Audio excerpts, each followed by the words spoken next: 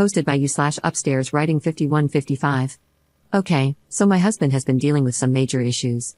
We have not yet figured out what they are, but he has been dealing with certain delusions. For example, it all started 6 months ago when he was convinced he had caught me cheating because he found a document saying so on my laptop. When I arrived home and he tried looking for it to show me, he obviously couldn't find it. He is going to therapy, but as of right now, we are technically separated and living in different rooms. It's just that this keeps happening. A certain insecurity eats away at my husband, and he becomes convinced that it's the truth. He either dreams proof, or he just convinces himself that anything is proof. I don't know what he does with the therapist, but I honestly don't see it getting better. Last week, he was mad at our daughter, 15F, because she didn't want him to drive her to prom and take pictures with her. When I asked her about it, she said that wasn't true. She had talked to her dad about what she would like to do when she graduates in 2 years. Her father just got really mad at the perceived slight. The problem is that he keeps talking to people about the issues. I was already wondering why so many mutual friends stopped responding to me, but apparently, they all think I am an awful human being and a terrible spouse. I just want to tell people what is going on, so they are aware that my husband is basically lying to them and to find out about any delusions he might be having that I don't know about. But at the very beginning of his therapy, he begged me not to tell anyone because he was afraid people would think he is crazy. My sister said it would also be an awful thing to do and would basically feed into his delusions. I just feel like I am done. Would I be wrong if I were to tell everyone about his delusions? Edit.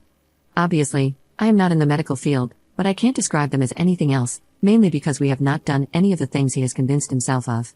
For example, he was convinced our oldest daughter, 19F, was pregnant because she said no to sushi. She just wasn't in the mood for raw fish. But my husband became obsessed with the idea that our daughter was pregnant.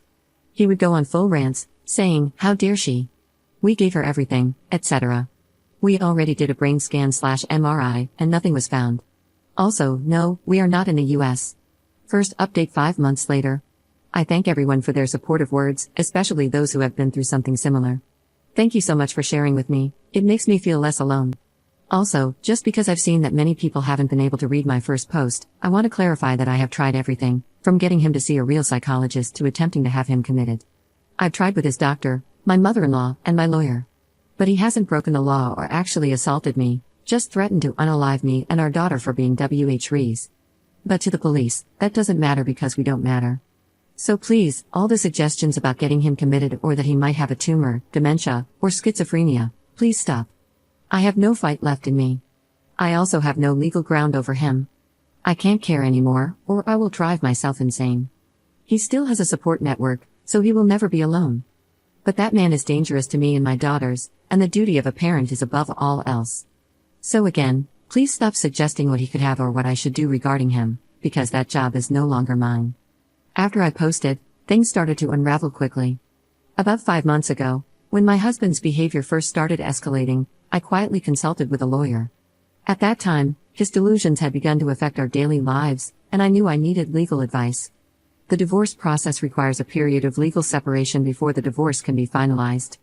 We initiated this process, and I requested full custody of our 15-year-old daughter, given her increasing fear of her father.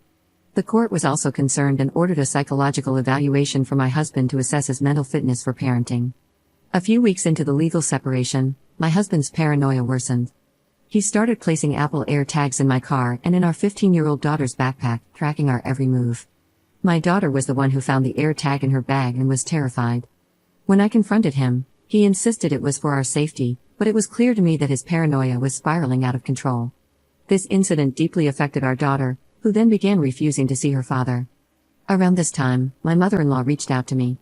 She was concerned because my husband had accused her of cheating on his father, something completely out of character for him. My father-in-law didn't believe it for a second but was deeply worried about his state of mind. Her reaching out was a small but much-needed relief. She acknowledged that his behavior was erratic and offered her support, knowing that something was seriously wrong. My older daughter had also become involved in the situation. She had been quietly documenting her father's behavior for months. She recorded 3 different occasions where my husband went on delusional rants. The first was about how I'm supposedly cheating on him with one of my coworkers, a man I barely interact with. The second was about how our 15-year-old daughter was secretly dating someone older and lying to him about it. The third was about how the entire family was conspiring against him to make him look crazy. Watching these videos was heartbreaking, but they validated everything I'd been dealing with privately. Things escalated further when my husband almost attacked one of my colleagues. He had convinced himself that this man was the affair partner I was supposedly seeing behind his back. It took all my strength to physically separate them before the situation turned bloody. As the legal process continued, my lawyer informed me that due to the severity of the situation and the psychological evaluation ordered by the court, my request for full custody was being strongly considered. In Spain, courts typically prioritize the well-being of the child, and given my husband's mental state and the danger he posed, it seemed likely that I would be granted full custody of our 15-year-old daughter. She had made it clear that she didn't want to see her father, and the court was taking her wishes into account. In the midst of this, my 19-year-old daughter decided to take matters into her own hands. She posted the 3 videos she had recorded of her father's breakdowns on Instagram, along with a compilation of texts, photos, and other evidence she had collected over the past few months. Her intention was to show the world what we had been enduring, but it quickly turned into a public spectacle. The backlash was intense.